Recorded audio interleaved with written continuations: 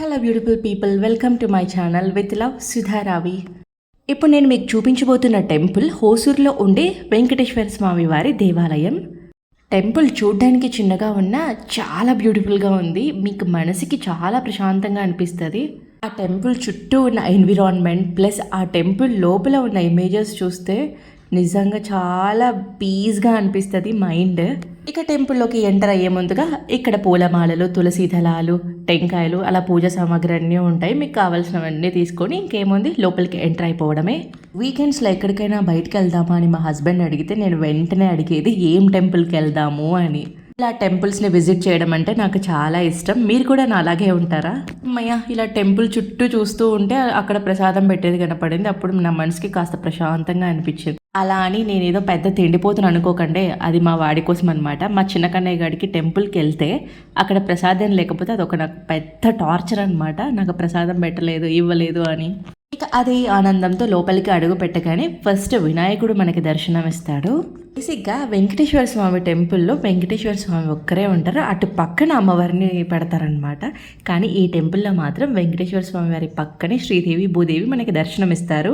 ఇద్దరు అమ్మవారితో వెంకటేశ్వర స్వామిని చూడడం నిజంగా నాకు చాలా హ్యాపీగా అనిపించింది. ఎంత కళగా ఉండిందంటే చూడ్డానికి ఇంకా నేనైతే మాటల్లో చెప్పలేను అనుకోండి.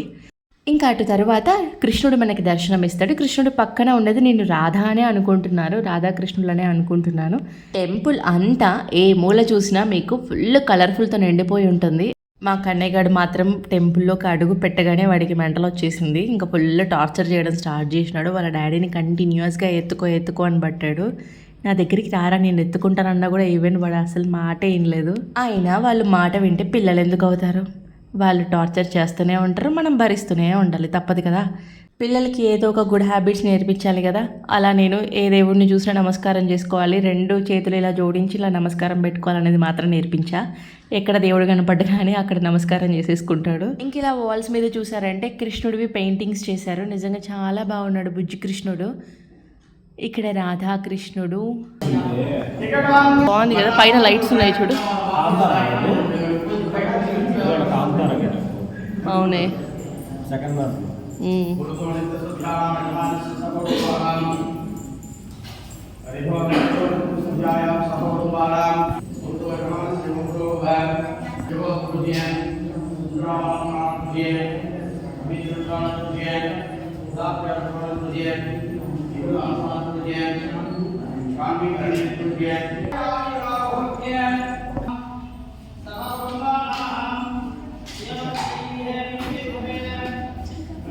లయన్ ఫేస్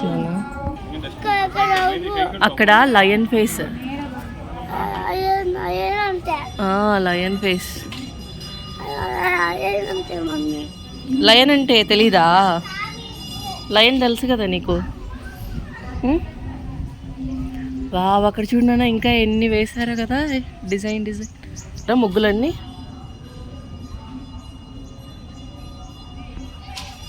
ముగ్గులు వేసారా.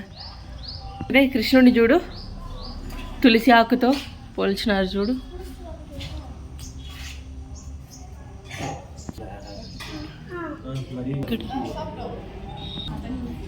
బాగా ముగ్గులన్నీ వేస్తారు కదా.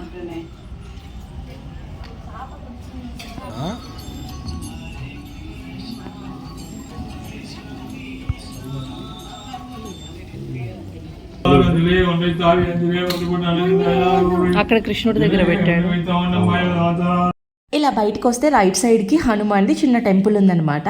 అక్కడ స్వామివారి దగ్గర నేను ఒకటి ఆరో మార్క్ లాగా పెట్టాను కదా, అది మాల కాదు, పూలమాల ఏం కాదు, అది పేపర్స్తో రాసినదనమాట. ఏం రాశారంటే చెప్తాను ఉండండి. ఇప్పుడు మనం ఏదైనా కోరిక కోరుకున్నాం అనుకోండి హనుమాన్ దగ్గర, అది నెరవేరాక మనము శ్రీరామ జయం అని 1000 సార్లు పేపర్ల మీద రాసేసి వాటన్నిటిని అలా మాలలాగా కట్టి స్వామివారికి వేయాలంట.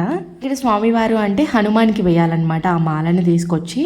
సో అది అక్కడ మనం ఏం కోరుకున్నా జరుగుతుందంట, నాకు పూజారి గారు చెప్పారు. నేను కూడా ఒక కోరిక అయితే కోరుకున్నాను అనమాట. అది నెరవేరినప్పుడు ఖచ్చితంగా మీతో షేర్ చేసుకుంటాను.